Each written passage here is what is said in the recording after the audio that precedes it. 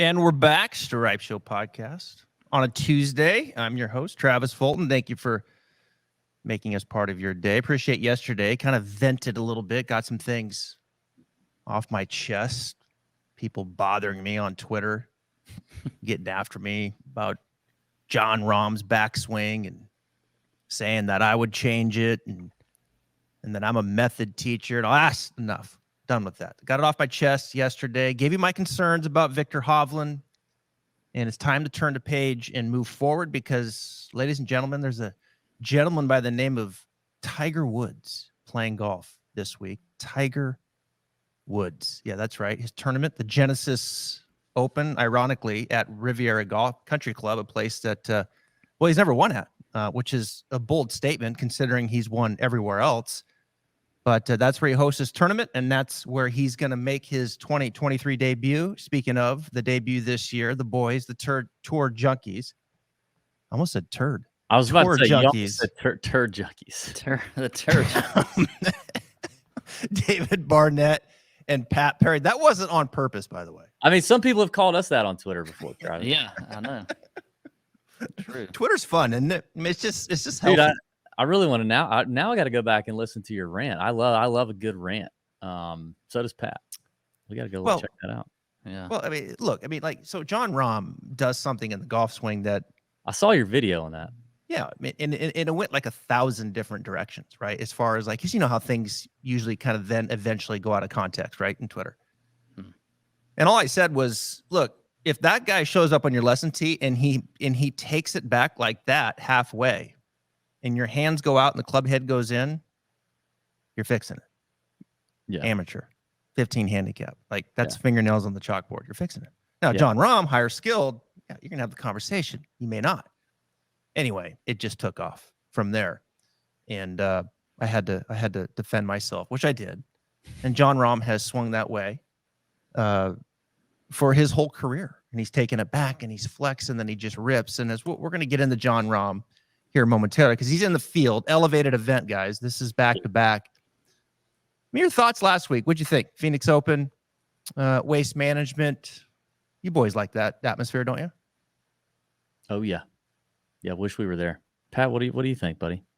Yeah, I mean, I love the atmosphere. I mean, I can't believe that DB or I have never been to this golf tournament before. Yeah, me neither. And even better when you get it as an elevated event with this field that we had. I think you could go a lot of different ways with what I saw last week. Like anywhere between Scheffler coming in and getting back-to-back wins to Nick Taylor hanging in there with all these boys to guys like, Colin Morikawa, who a lot of people were high on last week, just missing the cut. Just different things you could learn from this golf tournament, I think. I mean, Colin Morikawa was hitting a slice last week. I mean, where did that come from? I mean, literally hitting a slice. And I know that because I was on him and I was watching him on PGA Tour Live. And I'm like, what is he doing? Like literally starting the ball like up the left side and slicing all the way over to the right side. He played awful. I mean, that's golf though, right? He shows up, he played terrible. I was looking at this, Travis. I thought this was interesting. Tell me your thoughts on this. Of the 22 players that finished tied for 20 or better at the Waste Management last week, one player averaged less than 300 yards off the tee, and that was Nick Taylor at 295. Wow. There was not a lot of fairways hit, which we've kind of seen that. I mean, I think the average is below like 60%. So, I mean, it seems like Scottsdale has turned into, a bomber's paradise. High ball hitter, landed soft onto these firm greens, which I didn't mind it. I mean, I love the tournament. I like the leaderboard it produced, but it makes you respect Nick Taylor for doing what he did amidst all of that, Yeah, for sure. I mean, Nick, when he gets close to the leaderboard, we've seen he's won twice. He usually hangs, and he did. And his putting stroke looked good. He went to that claw grip, looked steady, made a lot of short putts. And let's face it, I mean, Scheffler he filled it up with the putter. I mean, he got some, obviously Scheffler played great. We know that. But he did get some good breaks too. I mean, he did miss it in the desert, and it seemed like when he did, he had a swing. Yeah. So he didn't get penalized from that perspective. And I just look. You made a note. I made a note. I'll never do it again. When he shows up in Phoenix, the putter wakes up. Period. That's what we saw last year. That's what we saw this year. And off he goes. What impresses you the most, Pat, about Scheffler when you watch him? Well, here's the thing, actually. I was just thinking while you're talking about this, because the putter is very impressive. It's not just when he's making a bunch of putts, it's how clutch he is. 16, super clutch putt. I mean, he made them all day. But how about this? DB, when we first started this show back in the day, Travis, we talked about this is very concerning where this is going. David brought up a stat called apex height. Okay? Oh, yeah. Now here's the thing where I'm getting at, though. Scheffler is a very high ball hitter. He has a high flight into these greens, and when's that going to work well? When it's firm and fast, right? Like, so how is and we've kind of shunned apex height. Like, we don't talk about it anymore. We don't talk about a player's ball flight, but I think it's important to kind of look at that when you think about Scheffler, when you think about the Masters. Yeah, maybe we need to get back to apex height. Maybe that's the most impressive thing about Scheffler is the way he can just flight it into these greens, especially in these conditions. I think it's a fair point. And I think when you look at Scheffler, like his swing, it's kind of upright. He has a little toe hang at the top, like the face is gently open, which means like when he comes down, like he can hit shots where he doesn't have to lean the shaft forward. Like he can let the shaft out a little bit with that face, and he can just sling it up in the air, and these high, long irons. But then you watch the Texas side of him come out, and then he can lean on it and lean the shaft forward with short irons and flight it down.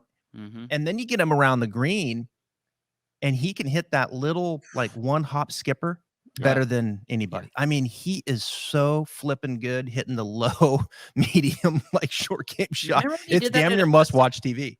You remember in Augusta was on hole number 3 when he left himself like left short side and just skipped it up there to like I think he made it actually. He did. And then he was off and running. Yeah, I was watching that actually because I'm trying to get some footage of his short game stuff.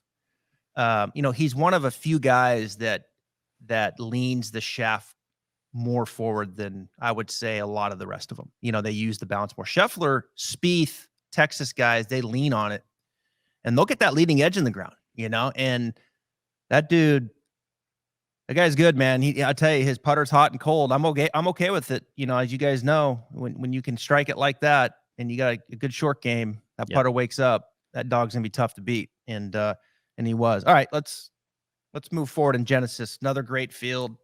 Similar guys. We probably could just, I don't know, probably go through the top, 20 guys and stop there. I mean, that's kind of seems where, most of the winners are coming from on the PGA Tour. They're suffocating these guys that are trying to come up there and snatch a win once in a while.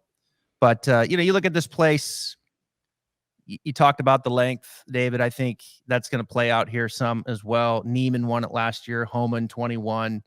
Adam Scott's been a winner here a couple times. You start thinking about JB Holmes, Bubba Watson 3 times, DJ. I mean, what do these guys got in common? And they can get it out there. So we know length's going to play into this. I think from approach standpoint, it seems to be pretty heavy in that 150 to 175 range, 175 to 200. Going to have a short game around this place. I don't think he can fake it around Riviera, and then you get on these greens, right? We're going to get into that little POA mix here again in LA, and that's what we're up against. So what are you guys looking at here? Some maybe key metrics that are looming large for you, not to give away too much, because I know you got your own show, and I know a lot of my people go over and watch you too, but give us a little insight. Well, I think, you kind of laid it all out there, right? You have to have everything clicking at Riv. It's not one of those places where if you have a major flaw in the game or hole in the game, it's really tough to overcome it and get all the way across the line and win this place. It's really good golfers. And just like Waste Management, like we've always seen strong fields at Waste Management. We've always seen strong fields here at Riv, but now they're even stronger. So we've seen the cream rise to the top already, and now the field's even stronger. Like you said, it's hard to avoid, or it's hard to make yourself get out of the top 20 or so guys in the field. At the same time, at least in the past, we have seen some wild winners here. JB Holmes winning here. James Hunt won here at like 200 to 1. Right. One of the other things that we talked about last night on our show was just kind of the trend of experience at Riv. 13 of the last, and not just experience at Riv, but just experience on tour. 13 of the last 15 winners at Riv have had 3 previous career wins. 15 of the last 17 have played in at least 4 Genesis Invitationals. 13 of the last 17 have had a 12th place finish or higher at Genesis. So like, experience around Riv is key, but just experience on tour, winning golf tournaments. This is not a place where we've seen a lot of first-time winners. So I think that's something to think about, and it's gonna be cool, Travis. It's gonna be pretty. Yeah. I think I saw like highs like maybe gonna get up into the low 60s. It's set up to play firm and fast already. That's how Tiger wants it. That's how Tiger had it last year, and I think similar to Waste Management, another high ball flight into these greens. Tons of drivers being hit and then scrambling, whether you're trying to scramble for birdie on the short par 4 10th or the 3 par 5s. Getting up and down for sure is going to have to be, you got to have a greasy short game to win Riviera. Yeah. Anything to add to that, Pat? I mean, that's. No, I mean, that was the last thing I was going to mention is just the short game. Yeah. And putting on these greens with these Poana greens, I mean, they're very slopey. I think you got to be, that's where a lot of the experience comes too. I think it's just on these greens. Yeah. Yeah. I think experience on these greens is big, right? Because there is some movement here. I think certainly getting some reps around this golf course, I think would do you some well. It's about 7,300 par 71. Tiger is in the field as we are coming on air. He's 150 to 1. Never thought I'd see the day, but he is in the field. It doesn't matter. Let's just have him make the cut. I think that'd be a good week. Tiger, of course, is there to win. He's going to tell you that. But let's face it, he's never won here before. Now he's going to win here now. I mean, come on. Let's pump the brakes just a little bit. But he's there. I'll play him to make the cut, and that's probably about the end of that.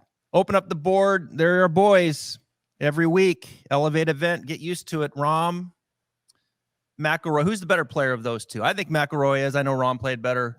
But if both these boys show up, A games, head to head, boom, 2 bulls. Let's ride. Who you taking? I got Rory. Yeah, I got Rory too. Actually, DB asked this question last night on the show, but he included Scheffler in it. So he said, "How would you rank them?" He said, "How do you rank them? You got Scheffler, you got Rory, and you got Rahm." And I'm pretty sure if I remember, DB, I said Rory, Rahm, Scheffler is what I said. Wow. Okay. Now, anybody that listens to us and they've done it for a long time, they know I'm a big Rory guy. But I still I believe he's the best. I believe he's the best in the world right now. And I agree. Oh, no. I think it's Rahm. I think right now Rahm is the best player of him and Rory. And I think what I said on the show was, if we're talking right now, I still think I don't think it's that easy to put Rory in front of Scotty right now. I just don't think it's that easy. Now, obviously, over the long term, Rory's been a better player. Like, is Rory just like so freakishly talented when when he's on 100%? But I mean, guys, Scheffler keeps proving that it's not some flash in the pan. Yeah. He does everything well. I don't think it's that easy to put Rory over Scheffler right now, but I definitely think Rahm is the best player. He didn't have his best stuff last week, still finished 3rd. It's just, I think he's just that good right now. It felt like he shot a bigger number on Sunday. You forget he had a good start. He kind of tripped down the stretch. He still shot 68. It felt like I went on the air yesterday and said, I think Rahm wakes up on Monday and he's pissed. He feels like he got beat up a little bit by Scotty. He don't like that. Head to head, who's going to be number 1? Scotty took it to him a little bit, especially down the stretch. But he still shot 68. It's just Scheffler he shot 69. Scheffler shot 66, and so did Nick Taylor, right? They both shot 66. I tell you, the thing with Scheffler that impresses me the most is his iron game. When he came out of college, I watched him play a decent amount. Being close to Taylor Funk, he was there at the same time. And like when you watch Scotty play, like he was good off the tee. Like you knew, okay, he's long. Like he's going to be dominant off the tee. He can hit this high, towering drive. His short game is sick. All right, his putting's a little up and down. So what? Yeah, like he's gonna be a good pro. I mean, it's like his iron game is surpassed my expectation. I'm just so shocked how good of an iron player he is. Like he can hit all of the shots. He controls the distance exceptionally well. High, low, you name it. Yeah, he's a real deal. He's not in the category for me yet of Rory. I still think all cylinders go. Rory is 1. When DJ was focused, I thought he was 1A. But Rahm's certainly right there. But we're not going to play any of those guys, right? Because that's not what we do. Nah, you don't play those they guys. They don't need us to tell them to play. We don't like money. So we're going to go ahead and continue to move down. And we got to go to JT, and I got to get back on JT. I was on him last week. I got to get back on him again here, 15-1. He woke up on Sunday. The putter was rolling, 66 or 65 rather. He was 1 better, 65. He's done okay here. I think JT's just kind of warming up. The engines are going. He sees these boys. Here I come. I think he's my play at 15. Well, it's a lot of agreement here between you and I, Travis, because when we talked about the betting board under 25-1, JT was one of my guys. I think he found something over the weekend. He didn't start too well last week at the Waste Management. Excellent weekend. Like you said, he's had some good success here. He's had a few times where he hasn't played so well, but I think this is a good fit for JT. Another guy like Scheffler hits the ball really high. I think this is it's a good spot for him. So I think if I'm wanting to spend some money and I don't want to go up to 10, 11-1, 8-1 on a Rahm or something like that, or Rory, he's where I start right there with Justin Thomas. You agree with that, David, or are you going to go right there? Anybody there 16, 18? Well, I wish I was on him like you guys were. You guys both were last week, but I missed that one. I had some documented. I had some documented. We didn't win. Well, I'm saying I didn't play him on DraftKings. I should have. I mean, I had some documented concerns about maybe how he was spraying it off the tee a little bit. He's really straightened it out. I mean, he went from 0 to really good, gaining strokes off the tee last week. But I still think for my money in the same range, I'd rather have 2 players right there with him, and that's Finau, which that's the best number on Finau, 18-1 on MGM, as far as I'm looking right now, and then it's Schauffele at 16-1 on DraftKings or MGM. I think both of those guys, it's not like they played worse than JT necessarily last week. Sure, by a couple shots, maybe they got beat, but just their body of work over the more recent history, or even zooming out in the last year, far better than JT. Both with tremendous records here at Riviera.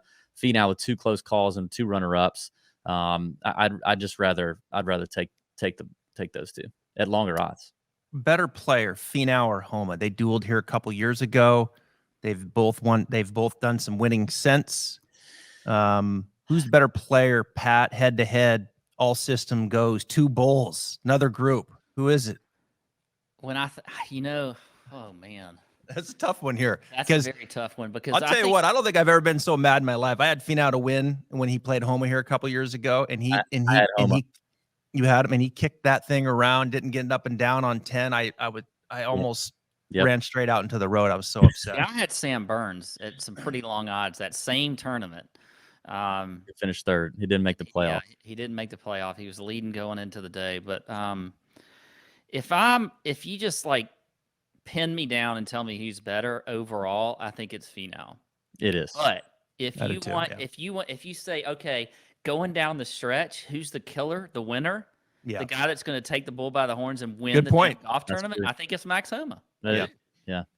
I mean, although that's kind of the old narrative with Finau, right? That's a little bit of the old. You're right. He kind of killed that a little bit last year. He's certainly turned that around, but it does feel like, if you're asking me, at Augusta in a couple months, who would I trust back 9 Sunday with a lead? It would probably be Homa, just with how now his record. Augusta's not. Maybe Augusta's a bad example, but just a major championship. Well, any major championship, he hasn't really competed for any match. But Finau to me is just the more. He's also. I mean, God, he's super talented. Off the tee, he has an edge over Homa. I think around the green, they're both pretty underrated around the green. I think Finau's maybe a little bit better. But also just knowing that if he ever has to reach back and grab a little extra off the tee, all he's got to do is take his hands from here to here. He's just that freakishly built, and the talent is so incredible with the long game for Finau. So I think I'd give him the edge. I think a lot has happened to both those guys since. Yeah. A lot. I mean, Finau's won what 3 times since that, and I think Homa's won another 3, 4. 6 times in like 25 6 months total. or something. 6 total. Yeah. I think Finau. This place owes Finau one. Yeah, he's owes him one. Finau's won 3 times since the Genesis last year. Yeah. Well, 3 times now. Yep. I played Genesis. I played. I played Finau. Those are my 2 short. JT, Finau. Those are my 2 I'm rolling with on the short odds. Morikawa 20. When I get back on him, my gosh. I mean, what a buzzkill last week watching him play golf. Can't lay. Why would you rather play Morikawa? Or maybe you're not. Maybe you're saying you don't want to now. I don't understand why anyone would play Morikawa over Homa here at the same price, but you have Homa who has a better record here and has a way better short game. We talked about how important short game is. I don't see why you would do that. Play Homa over Morikawa or Morikawa over Homa? Morikawa over Homa. No, I'm not. Okay. No, I'm not. I played him last week. I'm not going to. Yeah. Gotcha. I mean, look, you could convince me of Homa for sure this week. Yeah. I mean, what I watched last week was just really concerning. Now he's going to bounce back. I get it. Yeah, he does. But I was just very bullish on what I was seeing from him. And look, we've seen it. Morikawa all of a sudden he'll go out and off he goes. Yeah. But I'm gonna wait. I'm gonna wait through there. Morikawa. I'm gonna wait on Cantlay. I'm gonna wait on Hovland. I'm kind of out on Hovland right now. I'm concerned. I talked about it yesterday. He's on a 6th coach since his college days at Oklahoma State. I think he's searching, and it's not good, man. It's not good vibes. I've seen it before in the past, and he's too good. He's a great player. I mean, we know that he can go, but I don't think he's in a great state right now. Is he on a 6th swing coach? Yeah. Why would he be changing swing coaches? He's an incredible ball striker. It can't be that complicated, can it? I didn't know that. That's wild. Yeah, he switched to so he was with Jeff Smith for a long time. Mm-hmm. And they had a great run. I mean, Vic was 38 in the world, got up to 3rd, won 3 times, added length off the tee, changed his short game technique around, I think for the better, although statistically it hasn't probably been exactly where he wanted it yet. Yeah, and he jumped ship about 3 weeks ago. And so there's that, which when I see that, like, this is no indictment on any of the coaches. They're all these guys that are very qualified. When I see a player jumping, to me, all of it's about the player, because especially when you've had a lot of success, it's like, what are you searching for? When you're searching out there on tour, that's a bad place to be. Have you? Why? I mean, like, what is going on with his irons? Like, I don't understand. I mean, if you look at his approach play, just going back like 2 years. I mean, you were hard pressed to find many rounds, especially in a row, of him losing strokes on approach. Yeah. I mean, gains almost every tournament, and now all of a sudden, it's happening way more often. And it used to be the deal with him was you never have to worry about his iron play. Right. Yeah. He's just always going to be good with his irons, which is one reason his scrambling probably sucks, is because he just doesn't need it anyway. But now. It's compounding itself because he's missing greens. He's not gaining strokes on approach, and then he's got a terrible short game, which has gotten a little better. I'll admit, I've watched him at times. Yeah, the eye test says that he's gotten a little better. Yeah, but it's not a lot better. So it hasn't gotten better. Yeah, I don't know. Blind squirrel finds a nut every now and then, chipping on tight Bermuda, whatever. Yeah. The data says it's just as bad as it's ever been. Whatever. Yeah, statistically, it's not where he wants. About the irons. Okay, we can talk about his short game all day long. Well, I think we're what I'm telling you is the reason. I think when a player is searching and maybe pushing back on things that have been successful, and I'm just giving you some of the insight that I've had on this is like, then, like what are we doing here? Like you're one of the best iron players in the world. I mean, you're one of the best ball strikers in the world. You're one of the best players in the world. Like, it can't be that complicated, can it? It can't be. It can't be that complicated. Golfers are strange animals, man. I mean, we hear about it in our talks with certain caddies and coaches, and I know you do too, and just how they're just I don't know. It's just When they start searching, right?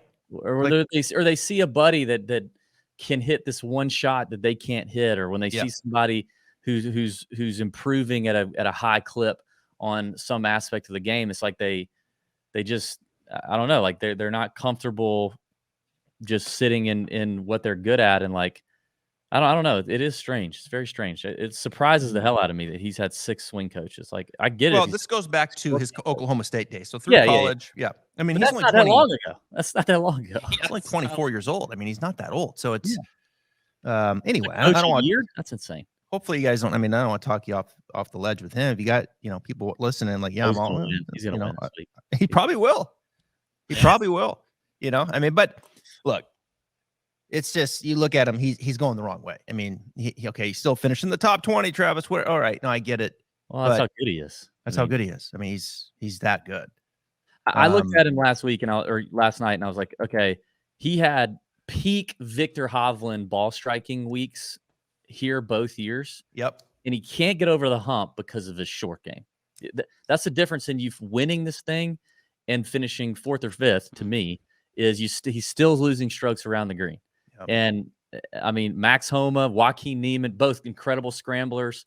Bubba, good creativity around the greens, good touch around the greens. You got to be able to get that done. And when you're choosing outright winners, I think that's a question you got to ask yourself: is okay, sure, they do these 3 things really well, but is there a hole in that, especially in the around the green play? Because you got to be able to do that late on Sunday. All right, here's a run of names. Pat, tell me who you like. I mentioned Cantlay, Hovland, Sungjae, Burns, Spieth, Cameron Young, Zalatoris, Fitzpatrick. Anybody in there? The 2 that immediately pop for me are Sam Burns, who I love this week. And I think he's going to be a polarizing player. I think there's going to be a lot of people that either hate him or love him this week. I like him. I like what I saw at Waste Management. He's obviously contended here before. So Sam Burns is one I like, and I absolutely love Jordan Spieth. I mean, you're getting Jordan Spieth. I've seen him at 40-1. I think it's probably shorter now, maybe 35-1. I mean, I feel like I even said this to DB last night that we may not see a number like that the rest of the year for Jordan, regardless if he wins or not this week. So I love Jordan this week at that. If you can get him at 40-1, even if it's at 35-1, and then that's about the same range where we're seeing Sam Burns, probably a little less at 30-1, but I like him too. Just another guy that, like I said, he's contended here in the past. People seem to like, I know there's this whole Bermuda Burns thing, and so we're kind of waiting for it to get over to the East Coast for him, but it's not like, these aren't courses that he can compete and play well on. So I like Sam Burns also. Those are the 2 that immediately out of that group that I like. I saw Spieth do a rehearsal on, I think, Friday with his irons. It was different, like the way he was like rehearsing the club. I've never seen him do it before. It wasn't that weird thing that he does, like the helicopter. Mm-hmm. And I looked at it and I was like, wow, he's actually exaggerating it. Like, it's the first time I've ever seen him like really exaggerate what he's trying to do. And it looks so good. And then he hit it. And I was like, wow, that's as good as I've ever seen the club at the top for him. Well, certainly since his days back in 2017. I mean, when he was beating everybody's ass. But I at that moment, I took a picture off my phone and I sent it to Kurt Byram and I said, did you watch him hit balls on the range? And he said, yeah, he was just piping it. Like, it was unbelievable. Like something's clicked. I say, it just looks different. Like, he looks more in control. Like, it doesn't look like this weird stuff. It just looked like, boom, there it is. Off he went. And man, he hit the ball so good. His irons were pure. I'm with you on Spieth, man. You don't have to convince me of Burns. He's my boy, and he's warming up. I like Pat. We're kind of in sync here. Like, you guys we're actually a little bit in sync here because those are my 2 guys also. Was Burns and Spieth. Who do you got, Dave? Spieth is my number 1, so we're all 3 in agreement with that one. I mean, the only guy that hit it better than him on strokes gained approach last week was Scotty Scheffler. That was enticing to see. Obviously, the short game, which we've talked about, the putter's concerning, but it's POA. You just hope that that kind of fixes itself or straightens out. So I'm definitely with you on Jordan. In that same range, I guess kind of like the sneaky outright of the week for me that I just published on my Big Balls betting card would be Matt Fitzpatrick. And I've kind of warmed on him since yesterday. Now I love Matt Fitzpatrick. I've bet on him a lot. I play him a lot. I drafted him in a season-long draft earlier in the year.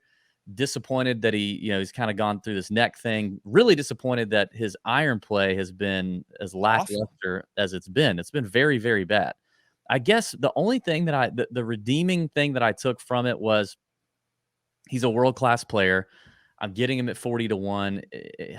So it's a name in that range that if he has a chance late on Sunday, do I trust him to be able to close the door in a big tournament, big time field against big time names? And yes, I do. Right? He's a U.S. Open winner, proven it. He's proven it plenty. Okay, so at least it's a name at 40-1 that I can trust to do that, even if he's not checking all the statistical boxes. And then in terms of just the iron play, I was kind of looking round by round at the waste management as far as how that went for him. And like round one, he was actually positive 1.33 strokes in round one, which is a lot. Round two, he was basically neutral. He lost 0.28 strokes. Round three, he lost 1.66 on approach. In round four, he lost 0.63. So it's like one really bad round, one really good round, and then two just kind of like, okay. And to me, that just looks better and feels better than just looking at the big number that he lost strokes on approach. So I'm hoping that it's going to trend nicely and he shows up because he has every other thing that you need to play well at Riv, and he has played well at Riv. Yeah. He's got he was T6 a couple years ago. Mm-hmm. Yeah. I just have a hard, we all have those guys we have a hard time getting behind, right? Yeah. Like I got him. He's the one. He's one for me. He's like his iron game. Like, I don't know why it's not better. Yeah. It should be better. It's definitely not been Fitzpatrick-esque of the last few tournaments he's played. The other one in here is Hideki for me.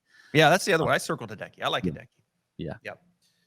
I like Hideki when things get messed up a little bit. I mean, just it's cold and I need some up and downs. And, yep. And again, it's like Fitzpatrick and Spieth.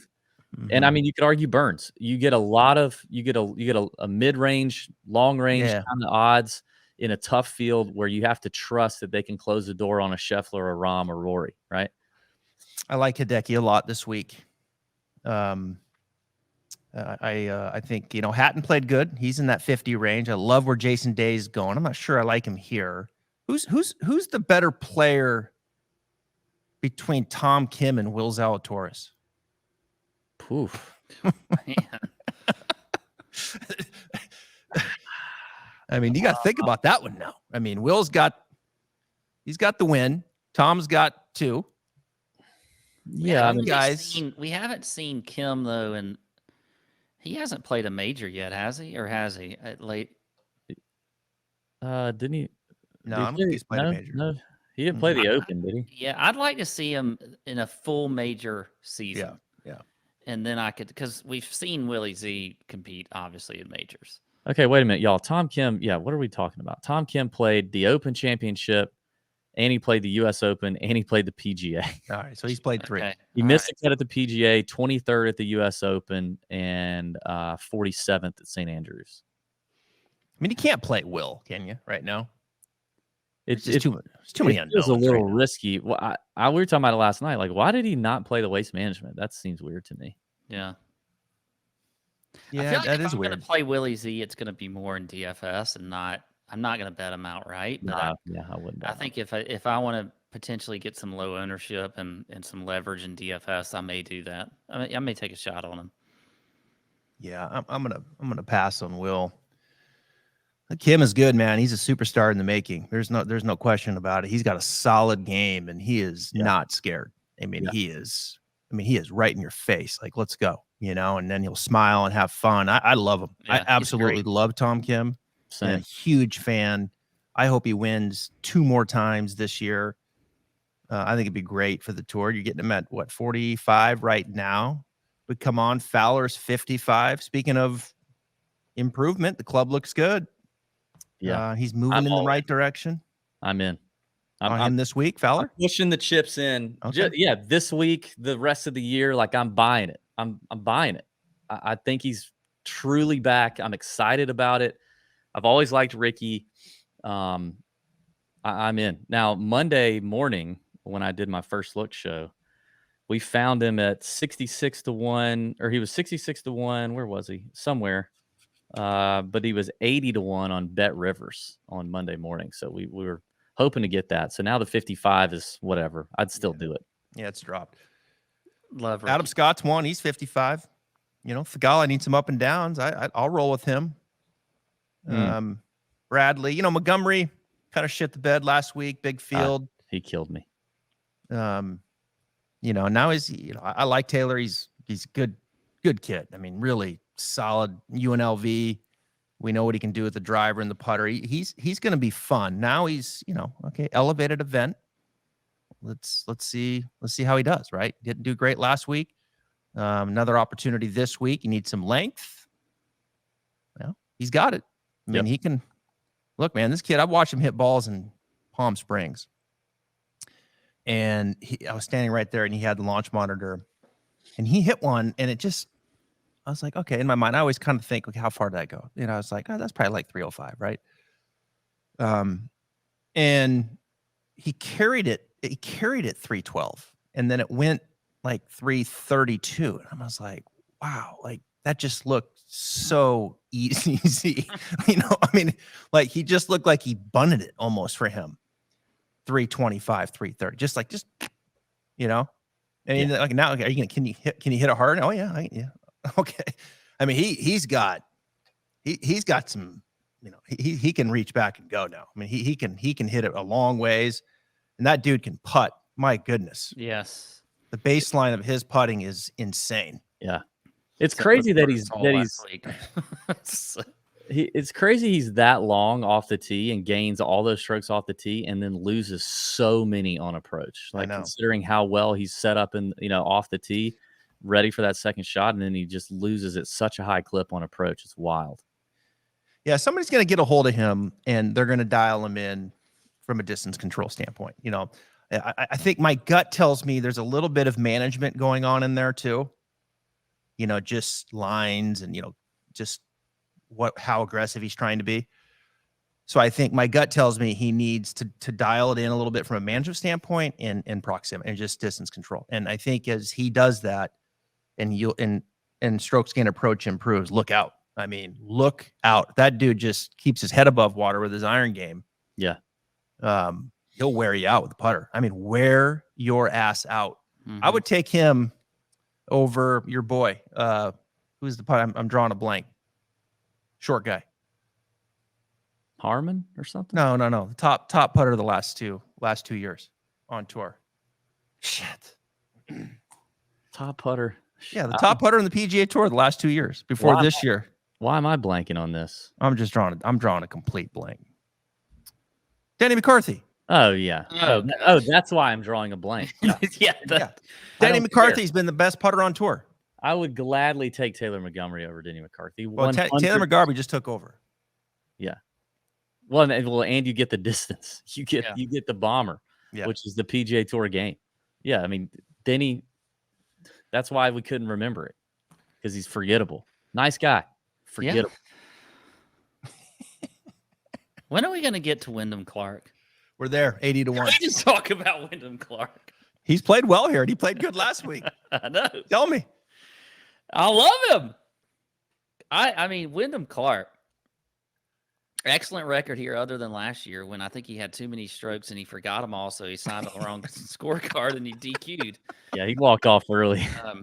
But top 20s both times before that. But you look at just his stats, you know, just going into this tournament, just absolutely studly. I mean, around the green, top 15.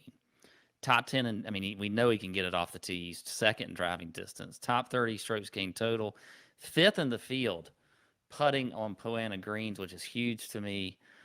I just love Wyndham Clark. He's 80-1. Pat, you're leaving out something here. Last 24 rounds, he is third in this field around the green in strokes gained. If you go out a little bit farther, last 50 rounds, he's 22nd. Like, he's got the short game too. Yeah, he does. It's Didn't I mention that? Did I I didn't. I don't think you did. I'm sorry. Maybe No, you I think did. he did. He mentioned short game. Yeah, It's top wild 50. how Yeah, good he's played. yeah. You His know, he showed irons, some. the He irons showed. of the. Go ahead. No, I was just gonna say the irons not so hot, but everything else is clicking. He can run hot, you know, a little bit Yeah. when he gets it going. Though I thought he showed some resilience last week too, and some maturity when he missed a couple short ones, but he kept fighting, and he finished in the top 10. I thought when I thought last week was a really good week for Wyndham Clark, just overall, just not the way he hit it, but mentally as well. Yeah, I would agree there. The times where you just expect there's going to be a blow up with Wyndham. Yeah. Remember the PGA Championship a few years ago when Mickelson won and he was in contention? I think I had him for some reason, so maybe that was the only reason I was really watching him. But he had a hole where he got so damn frustrated. I thought he was going to walk off the golf course. He's talented, man. Like he's one of those guys, like when you walk the range, he's one of those guys that hits, you kind of stop and you're like, well, that was kind of different, he's got a little swagger to him, and he's cool, man. I think a little bit of an underachiever from a talent standpoint. I think his head gets in the way. I think he would admit that to you. But last week felt really positive. So I can see the Wyndham Clark excitement here too. I hear he's talented with the ladies too. I hear that. Yeah, that's what you hear. It's rare too that DB and I both like Wyndham Clark at the same time. It is rare. We had like a moment last night on the show where we just like said his name at the same time, and it was. I mean, birds started chirping. Yeah, I mean, music came down from the skies, from the heavens. It just may be Wyndham Clark week. Although the fact that you have that and he found his way on my betting card this week probably is a bad thing for Wyndham Clark, but I couldn't help but do it. It just felt right. But at the same time, if I'm really, really thinking about it, this is a guy who's had two top 5 finishes in his career. His best finish was a runner-up at the Bermuda. It scares me a little bit to think about him late down the stretch having to fend off, one of these top 5 players. Yeah. What's he going to do? Is he going to crumble? Is he going to lose his cool if he gets a bad break, a bad bounce? And that's what we're talking about here in terms of betting outrights. But the stars are aligned in terms of his, his Riviera experience, his play, and the number is attractive enough. So the talent's there. You just hope maybe you just hope he's just absolutely running away with it somehow on Sunday and he can just cruise. Hey, right, he's got a 2-shot lead and the guy chasing him hits one out, hits one in the water or something. You know who was a career underachiever that also won here? Charles Howell. Maybe Wyndham Clark is the next Charles Howell. Wow. Did Charles Howell win at Riv? I don't remember that. I'm pretty sure he won. If he didn't win, he lost in the playoff. I know he's you can be watching. Check me on that, but he's got a good history here. All right, now we're getting into the weeds. Yeah. Let's finish up. We got now we're like 90, 100 plus. All right, we're looking for that James Hahn. We're looking. He did win Riv, by the way, Charles Howell. Yeah. All right, we're looking for that James Hahn here. We're looking for that some long odds as you look down the board, because there's a lot of names in here. And the way the tour, what was Justin Rose when he won a cup? What did he go off at? 35-1. Yeah, 35-1. Yeah, so you got some money on that. Yeah. And Rose this week is 75. What's funny is for 2 straight weeks, I was out there and I was watching Rose work with Mark Blackburn. He's always worked with Sean Foley, and I just got the feeling, and standing there and watching them and listening to these guys, like that Rose seemed like he was, like you could just tell, like almost just re-energized a little bit, like and I had Feinberg on that week, and I talked about it for like 5 minutes. So we talked about, because he loves, oh yeah, it'd be great. Justin, he doesn't bet. He's like, it'd be great to get him back out there, and these older guys. And I was like, man, he just looks re-energized. He looks like he's focused. He looks different. He just looked different. Like he just looked like, I'm ready, And sure enough, man, he's put some weeks together and he gets a win. I mean, my goodness. 35-1. Is there 100-1 shot 120. Would you go down to Tiger at 150? I mean, Tom Hoagie at 130. We need some ball striking. I got two guys. Give me two. Two that I think you could look at. And it's really just riding the hot streak. You could get Nick Taylor at 110 to 1, or you could get Sam Ryder at 175 to 1. Two guys, both playing. I think, playing well. Just go ahead and ride the hot streak there and see what happens. DP, you have one, I know, because you love to talk about them so much. Yeah, I mean, I won't, go all over the place here with him. But Siwoo Kim at 110, 100 to 1 is it for me. Again, when you're thinking about a guy who can close the door if he's having a good week late on Sunday, Siwoo's proven he can do it. He's a freaking players champion. I players champ, bro. That's what Siwoo says. So I think he's a no-brainer. I'm player champ, bro. No, he's a no-brainer given the form he's in. Hello, can we talk about that? The short game, the iron play. He's got it all. He loves money. He wants a $3 million paycheck the first. I think that's a no-brainer. And then for me, it's actually Alex Noren at 110 to 1. You can find him a couple different places. A little disappointing last week to miss the cut for Noren. He missed it on the number, shot +1 between the two rounds. Round 2, he was better, shot 2 under on round 2. Gained almost 2 shots with his irons round 2. Really good short game. This guy's won. You know how many? Guess how many wins Alex Noren has on the DP World Tour? Guess. DP World Tour. 8. 6. Good. That's a good guess. I thought you were going to say less than that. 10. He has 10 wins, including the BMW at Wentworth. Like, this guy's a world-class player. Yeah. Played in a lot of majors. I trust him if he can get it done. He's never won on the PGA Tour, but if he's there, he's got a greasy little short game. I don't mind Alex Noren. All right. I'll give you a couple names. Let's see. I like Dietrich a lot in general. I don't know if I'll go. I'm not going to go with him here. First time, but I do like Dietrich. I think he's a guy to watch this year. Rookie out there, along with Davis Thompson, your boy Georgia Bulldog kid, and then Montgomery, like you talked about. Those are the 3 rookies that I really like. I mean, Sepp's at 300. He's had a little success. I know he hasn't had a best, but I mean, when Sepp turns it on, he turns it on. Yeah, I mean, yes. We were talking about that last night. Yeah, that's a bomb, man. That's a guy. That's my bomb. 300. There's probably not another guy in that range or longer that really and truly could win more than Sepp could win. Yeah, I'm saying more than Sepp. Yeah. He's the other guy. Here's the other guy I'll give you that I kind of like. That I think showed some signs last week, and that's no, not last week. I'm sorry. Who hasn't played well? I'm on the wrong one here. Hold on. Cam Davis. What's up with him? Yeah, what's up with Cam? Man, he was the talk when the year first started, and now it's I don't know. It's kind of flamed out. He's just not been doing it. What's going on there? Back-to-back missed cuts. I was big on him. Like, Cam could be. I met his coach out there in Palm Springs. He flew in from Australia. Nice guy, like just nice people. His whole team, and then he goes out and just shot like 100. And missed the cut at the Farmers. Oh, man, he's a mess. What's up? Ball strike is bad so far. I mean, that's weird to see out of him. That's weird. Yep. But I mean, had some weeks off. Probably did some work. Who knows? I always like to try to play the one. Like, there's one bet that's like doesn't make any sense, right? Yeah.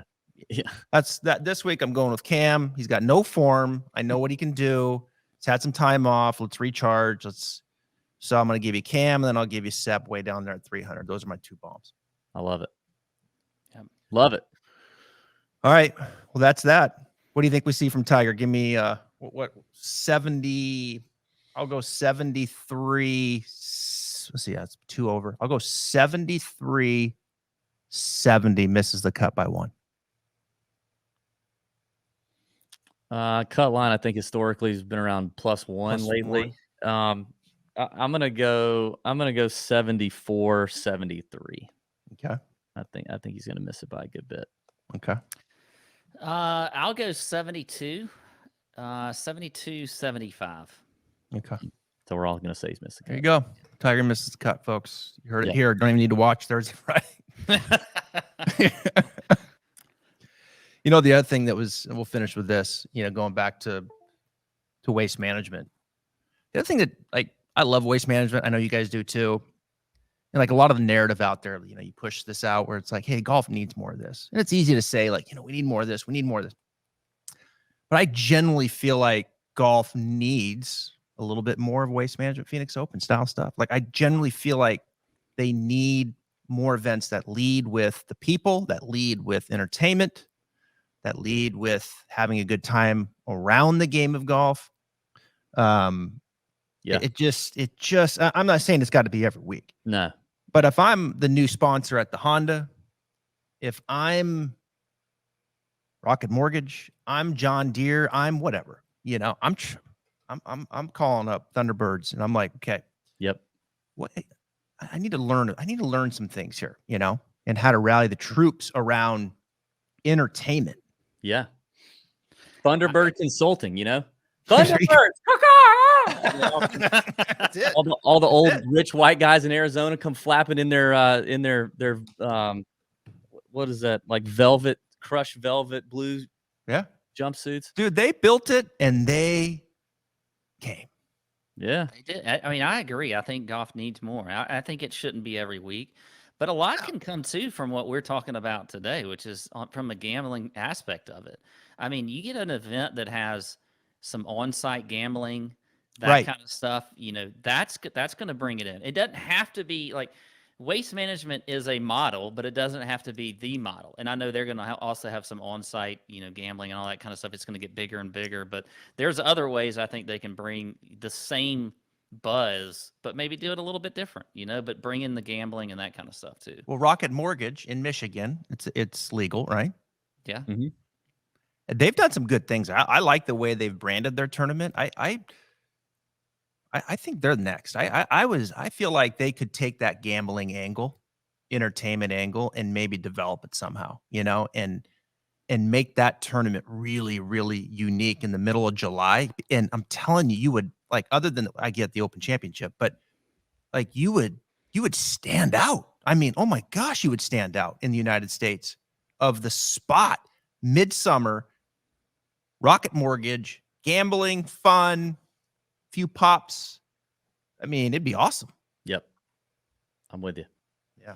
All right, guys. I know you got a show coming up. I appreciate your time. Thank you, man. Always good to come on the Stripe show. Yeah. I'm coming over your show next. Tour Junkies. You know them. They've been around. They crush it. We'll come to your house. You come to our house. If you guys like winners and stuff, you need to go watch their show.